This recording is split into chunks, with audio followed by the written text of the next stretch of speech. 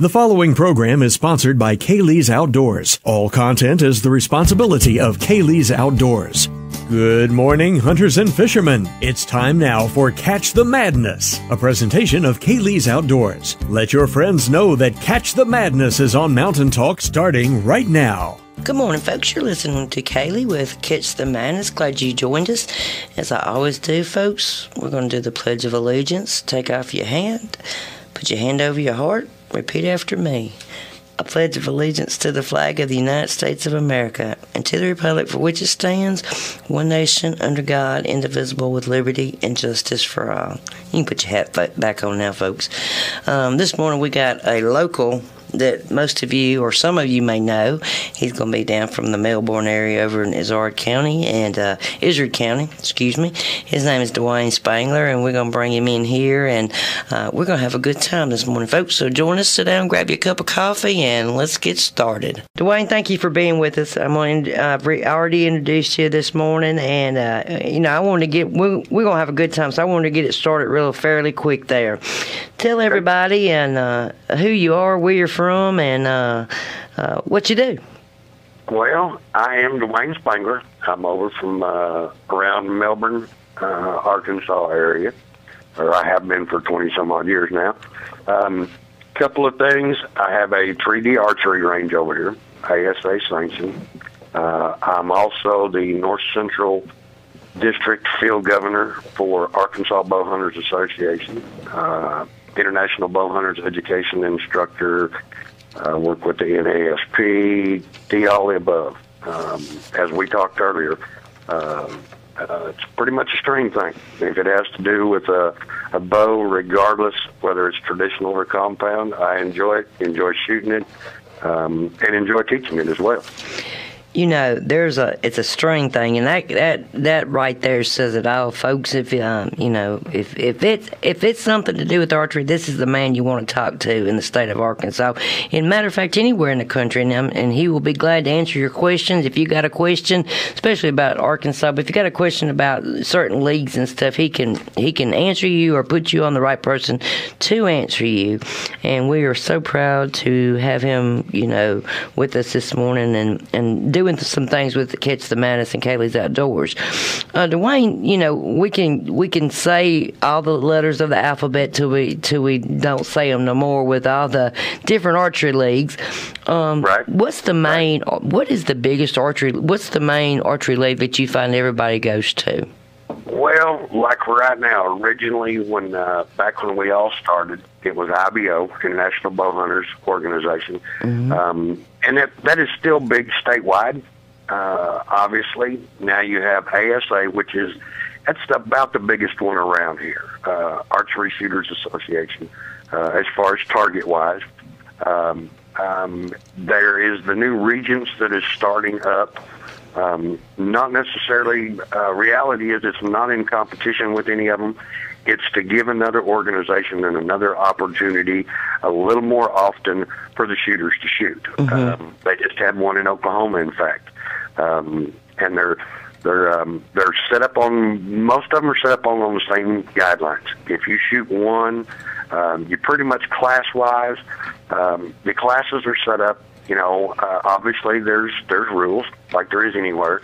And it's set up so that it's an equipment scenario. Mm-hmm. You have maxes on speed limits. You have certain equipment you can use in certain classes, certain equipment you can't. Like at my range, I basically have 10 classes every month, starting from Pee-wee all the way up to an open. I do have a women's class. I have a novice class, a bow hunter, a fixed pins, and an open class. Also do a crossbow class. Also do both traditional, recurve and longbow. Pretty much you're not going to go anywhere. And mine is not the only range around. We have two more around here locally. Razorback Archery has one in Ash Flat. Fulton County Bow Hunters Association has one up near Salem. The three ranges don't compete against each other. They actually work together to further archery and getting people in general out in the outdoors, whether you hunt or whether you just shoot competition. You can do both, like a lot of us do. or, you can just shoot the competition. Right. I originally got into shooting the competition, not for the competition. That was back, well, this will tell my age, that was back before they had the digital rangefinders. And it will teach you one thing. It will teach you to judge yardage. And that's what we talked about this morning. That my biggest problem is to judge yardage. And before we go any further, and I think I misspoke earlier, it's Izard County Stick Shooters. That's what it's called, Izard County Stick Shooters. That's it. And I think I said something different. I don't know what I said. Sorry about that. I'm not hard to find. No, yeah. If you want to know where Duane is, ask Kaylee, because she'll probably tell you he's out shooting something or another. Yep. The yardage is the hardest thing for a human being ever, I think, to learn as far as bow hunting goes, for the simple fact is, and I'm going to say this on a woman's perspective, women are not good distance judging. I don't know what it is. I think it's just it's a woman thing. It's like a string thing. It's a woman thing. That's it. Men are better at measuring things, or better in I'm probably going to get in trouble for this, math, stuff like that. I'm going to be honest. I'm telling it like it is. Women are not good at judging yardage. Do you find that women have they have better perception on some things, and we'll talk about that in just a second, but do you find that that's what your key number one issue with women hunters is the yardage? I do. I really do. And like from my background, worked construction for years. So to look out there and go, yep, it's 10 feet over there, 12 feet over there. Now, the change I had to make personally was feet to yards, because obviously you judge everything in yards. And there's several different ways. Some guys that shoot the competition don't judge the ground. They judge the target, the size of the target, what you can see on the target, vice versa. Me personally, I judge the ground. I find me a rock, a tree, something, and that's how I judge it. And I do it in 20s. 20-yard increments is basically what I do. Most everybody has a target in their backyard, shooting a little practice at 20 yards. My key thing is, I tell everybody, learn to judge 20. 20 yards, 20 feet or 20 yards? 20 yards. Okay. Just learn to judge 20 yards so that you can stand up there and go, okay, that tree or that rock or that bush, whatever it is, that's 20 yards. Okay. Is it another 20 from that tree to what I'm shooting at, or is it half that distance? Now, I have some friends of mine. My issue is, when it gets to about 45 yards and out, I get a little iffy. Okay. And I second guess myself. Now, a lot of the shooters that I shoot with, and there's several over the states, out to about 60 yards, they can guess within a half a yard after 60 yards, which is impressive. I mean, I can't even see 60 yards, much less judge it. That's the way I am. I'm like, okay, I see a target down there, and you do. I mean, most of your classes, most of the 3D ranges, mine included, the max class you will shoot will be a 50-yard max. Okay. Now, novelty shoot, I'm going to put a floating ping pong ball up. We call it a ping thing. I do a hairdryer and a ping pong ball, and it's a floating target. Wow. And you shoot that ping pong ball. I've kind of seen something like that before on water. The ping pong ball will get you. It really will. We drew a smiley face on it, and it spins, so the whole time it's smiling at you. And it's an inanimate object sitting there, and you just go, and pretty soon, sooner or later you'll get it. You really will. A lot of folks don't, and that's a good way trick shooting is a good way to better yourself. Because, I mean, even if you think about it this way, people that shoot pool, I love to shoot, billiards and pool. You always want to get to the point that you can do trick shots, because that way a regular shot is nothing. Right. You're just going with the flow and doing it, and you put all your energy into learning how to trick shoot. So the rest of it's, just easy. And I guess the same way with bow, since you're talking about that. I was fortunate enough with PSC, the company, I get to go and see Pete Shepley once a year. We get to go out there. The thing that Pete Shepley told me that stuck in my mind the biggest, he walked out there and was shooting a 4-inch group at 80 yards. Wow. And I went, huh. I'm doing good. I want a paper plate. No. His whole thing and his theory, and it's proven theory, and I've used it a lot ever since. If you want to be proficient at 30 yards, then practice at 40 or practice at 50. Mm-hmm. Because when your group starts to shrink at 40 and 50, it's automatically going to shrink at 30. And now, I did not realize that till you said that this morning. Yes, ethically, you go out west, you hunt, I say speed goat, you hunt antelope, things like that, the elk and stuff. There are places that you've done extremely, extremely well, and Mother Nature and luck is on your side if you can get them within 40 yards. A lot of times it's a 50-yard shot. Rams, speed goats, all that. Yes, right. So ethically, like you and I talked about this morning, where we hunt here, unless you have a manicured, cleaned out shooting lane, you're not going to get over a 40-yard shot.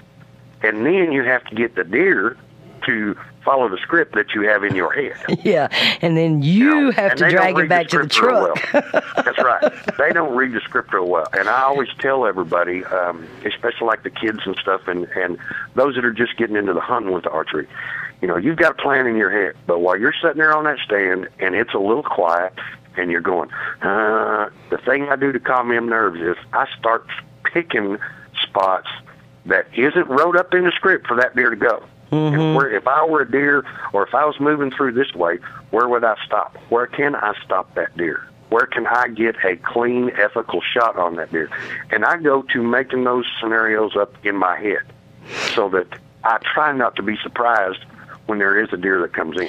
And that's we and I said this morning, 90% of the time I hunt alone. But when my husband and I hunt together, he's a really great caller. So I put him on that grunt call, and I take the horns, and he's grunting him in, and I'm steadily, thinking the whole time, where do I need to place my shot?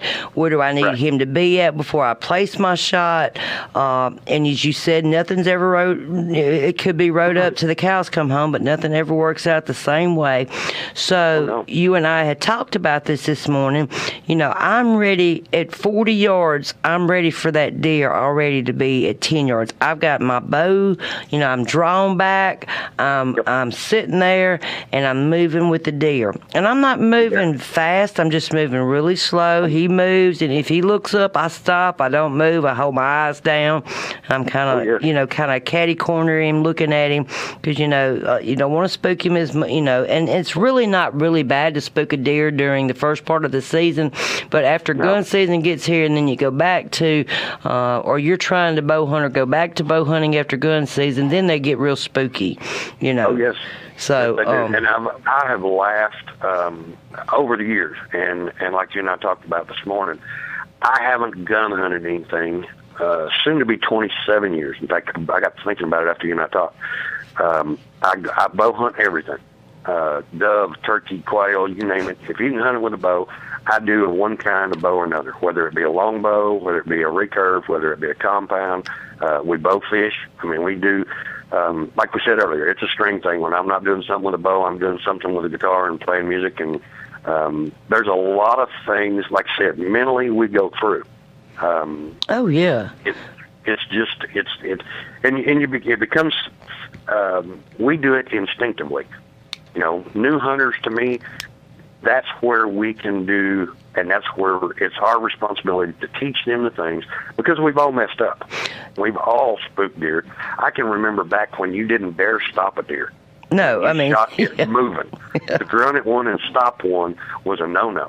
That just wasn't, you didn't do that. My husband's even said, shooting a deer at full run at 100 yards, and we never would have thought to stop that deer, Not at ever.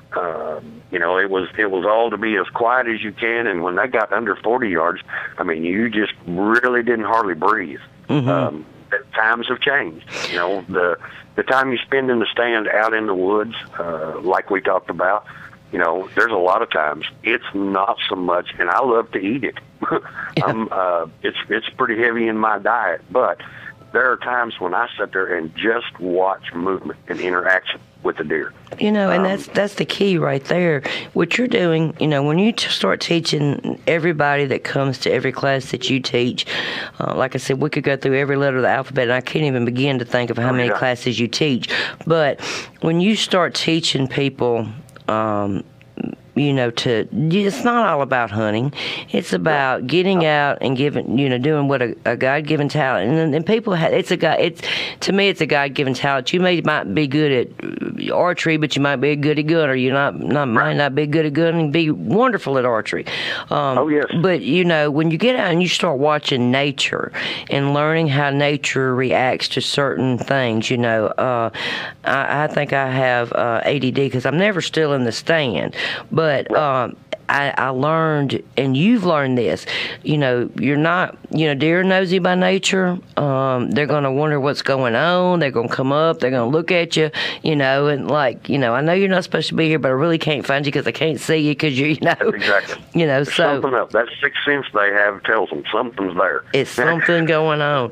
And, I want you to tell everybody, the course is on what, Sunday, or you can go through the class on Sunday mornings, or come to the archery range on Sunday mornings or Sundays. Right. Not Sunday mornings. My archery shoots are the second Sunday of every month. Okay. I fire up in February, and we go February through September. Okay, February through September. And the reason I say the second Sunday is because there are weird months that it could actually be the third weekend, right? But it could be the second Sunday. So the easy way to do it is I just go the second Sunday. Now, from what time to what time? Registration starts at 9. Okay. It stops, and we want you registered and on the range by 2 o'clock. Okay. But in saying that, if you're running a little bit late, I have several crews that go to church that Sunday morning, and they'll call me, hey, we got caught behind traffic. I mean, if I'm not going to penalize you, 10 or 15 minutes getting caught in traffic. So if you're running a little bit late, if you'll give me a call, I'll keep the books open. You can come in, you can shoot, and you have options. A lot of the guys that come in or know they're going to make it way too late, they shoot a practice round. You can shoot a practice round, which doesn't shoot for the trophies every month. It's a little cheaper to shoot. It's pretty inexpensive. If you come out and shoot for the trophies and have a burger and a chips and a Coke, you're going to spend $20 a head. Now, in a family situation, if you have 2 adults and some kids shooting, I do a family package, and it all depends on how big the group is. Right. It's family oriented. Originally, the whole 3D thing and the archery in general was considered a big boy's toy thing. That's the way they looked at it.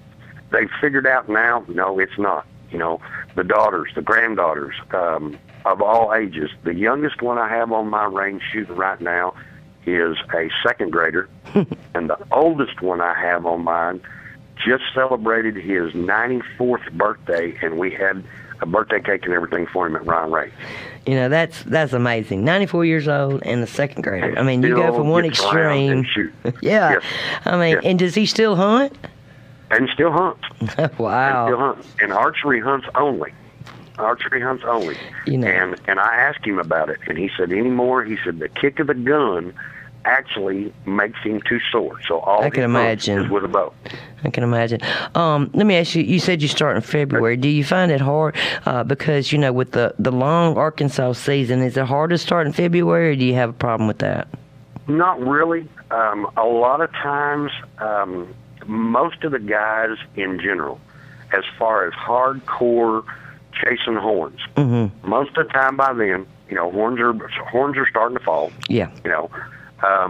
There's a few hardcores that that are still there hunting, but and actually one of the oldest ranges up here, the one at the Fulton County Bow Hunters, they actually start the last Sunday in January. Oh wow! And a lot of the guys, we laugh about it because that question's asked me quite a bit. Well, season's still going on. You're shooting 3D. A lot of guys at that point have already been through winter. They're cold. They're froze out. They're ready to do a little bit something different. And by then, all of the new latest stuff has come out. They got a new bow for Christmas, and they're ready to try it out on the range. They're ready to get some practice time in, which as you well know, there's a lot of time spent practicing. Somebody asked me the other day, how much do you shoot a day? And I said, honestly, between my bow and bows that I work on, because I do a lot of tech work here at the house, I probably shoot somewhere around 100 to 125 shots a day. Not necessarily out of my bow, but just in general. And it's a 365-day-a-year job. Yes, it is. And and I'm going to bring Duane back later on, probably in our next season, because we're we've already got 10 in the can. This will be the 11th, and got one more to do, and that's a whole year for us, folks. So we'll be ready to start hunting, but get started on next year's and get Duane to come back, and we're going to talk about some more stuff. We're not through yet for today, so don't go nowhere. But we're going to talk about more about what we were talking about now. Duane, there's a couple of things I do want to get in. You have what they call Urban Hunts Life, and what that is that you have 6 cities at the present moment that allow hunters to hunt in urban areas, such as I'm just going to take this Mountain Home. Right. You have to go through a course. You have a proficiency test. Then you have certain rules and regulations for hunters to hunt. You can hunt anything from traditional to your crossbow, but your crossbow is only with the doctor's. You have to be fully disabled with the doctor's written notice saying that that's the only thing you could hunt with is a crossbow. You have to be 10 foot off the ground if you're hunting with a regular or a longbow, if I'm not mistaken, or compounding to a longbow. And then when you're with a compound, you can hunt out of a ground blind, correct? No. Okay. No. The only time you can hunt off of the ground is with a crossbow. I thought that's what I said. I think I said compound. I did. Compound, yeah. And and like I said, the cities this year that are involved are Russellville, Fairfield Bay, Heber Springs, Horseshoe Bend, Cherokee Village, and Hot Spring Village. Okay. That are ABA, Arkansas Bowhunter Station. Mm-hmm. Like I said, we talk a lot of letters in the alphabet, but it's Arkansas Bowhunter Association and sanctioned by the Game and Fish Department. You're right. You have to take an International Bowhunters Education course, which once you take that course, it's good for life. Now, like you and I talked about this morning, there's a lot of places out west, some states up north. I know Canada and Alaska for sure. If you want to get in on an archery hunt up there, you have to have that card before you can even draw a tag. I think Iowa and Ohio and Illinois now have gone to doing that. Yes, and I actually talked to some people the other day that were getting ready. One of the people that come and took the class that we put on up here just recent, they were going to Africa. In Africa, and it does say International Bowhunters Education, and it is recognized worldwide. I didn't know it was worldwide, but I knew that. Yes, ma'am. Okay. Yes, it is worldwide. They recognize it. Once you take that course and pass that course, and it's an all day. If you come take the class, it's basically an 8 to 4 class. It's an all day class. And how much does that cost? The course itself costs nothing at all. Okay. Arkansas Bowhunters Association, in conjunction with the Game and Fish, put the course on. Okay. Now you can take the classroom part online if you prefer, but in doing that, it costs you $35 a pop. And if you don't pass it, then fine, you get to study it again, and it costs you another $35. Okay. And at that point, you still have to do what they call the field day part, which is the tree stand safety, the blood trailing. Short and sweet, it's basically a hunter's ed for archery. And that's the way it should be. I'll be honest with you. Yep, which is the way I agree. Now, when you take this class, like I said, if you come up and take the day class, it costs nothing. It costs you the day, because I'm going to have you there all day. But when you're done, you will be complete field day and everything. within 10 days to 2 weeks, you're going to get a little yellow card in the mail that's got your name on it, and you have passed the International Bow Hunters Education Program.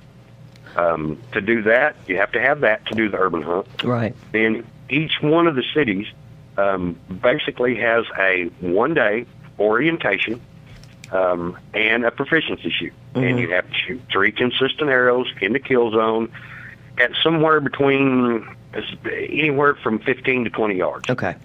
That part you have to redo every year. The shoot proficient and the orientation you have to do every year. After that, they award you your tags. As a bow hunter, the really neat thing is this is all inside the city limits.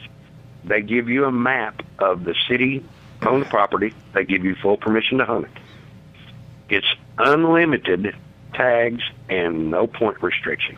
And that's the best. I mean, for a bow hunter, that's heaven. You bet. I mean, that's just heaven. That's what we all want. Yep. You know, the only other restriction that there is, I mean, there are rules as far as, like we said, 10 foot up. But your first one has to be a doe, and you donate that, and they have a station right there. All you do is field dress it, take it, you put it in a refrigerated trailer. It goes to Hunters for Hungry, Arkansas Hunters for Hungry. But there's something that you and I didn't talk about this morning. Now, we all love deer meat. I'm not going to say we don't. We all got families, we all got friends. But I'm going to tell you, if you hunt from September to January, okay, you wore out for one thing. But if you hunt from September to January, you hunt your regular hunting tags plus, your urban hunts. Right. You will be donating more than one deer. Oh, yes. I mean, that's just point blank. Like this year, so far, already pre-registered for this urban hunt statewide. We have right at 500 that are already pre-registered. Oh, man. Last year, out of that 500, there was 6,000 pounds, and you heard me right, 6,000 pounds of deer meat donated. Now, what that does is that turns into 24,000 meals. I mean, so somewhere we fed 24,000 meals to somebody that, whether they be handicapped, whether they be age-wise, or just down on their luck. Yes, or just down on their luck, and we've all been there. Yep. It's the least. I really feel like it's the least we can do as bow hunters to help out. I mean, that's what we do it for. Yes. And I mean, the reality is, it's the old timers, and I can laugh now because they teach me about being an old timer, but that's where we learned. They set the course for this. It's a privilege that we have due to a lot of scenarios. Those soldiers we have that are not on our ground, that are overstanding up for our rights. It's a right and a privilege we have to do what we do. If that's a way of paying it back, I'm all in. Amen. And Duane, you and I could talk all day, but we can't. So we got 1 minute left of time, and I do want to get to say one more thing before we go. And I did not give you a chance to say your thank yous and your what have yous. But Duane and I will be doing a women's course here on August the 22nd, just for women. It's going to be an all-day event from beginners to experts, because there's a lot I want to learn from you women too. From beginners to experts, we want you to come out and join us on August the 22nd. You'll hear more. You can go to Kaylee's Outdoors, or you can go to the Israel County Stick Shooters, and it'll be on that site as well. You can find us all on Facebook and Twitter, Instagram. You name it, we're on it. And if you can't, you can go to Israel County Stick Shooters. Duane, I appreciate you being on. Everybody, I'm glad you joined us this morning. Duane will be back, and we are going to catch the madness again next Saturday at 8:30. Thank you, folks, for joining us, and Duane, thank you for being with us. You bet. Thanks much. Thanks. Bye-bye. This has been Catch the Madness, brought to you by Kaylee's Outdoors. You can also listen to this show anytime from the audio-on-demand section of MountainTalkRadio.com or from the Mountain Talk mobile app. Be sure to join us next week at the same time for another exciting episode of Catch the Madness, a paid presentation of Kaylee's Outdoors.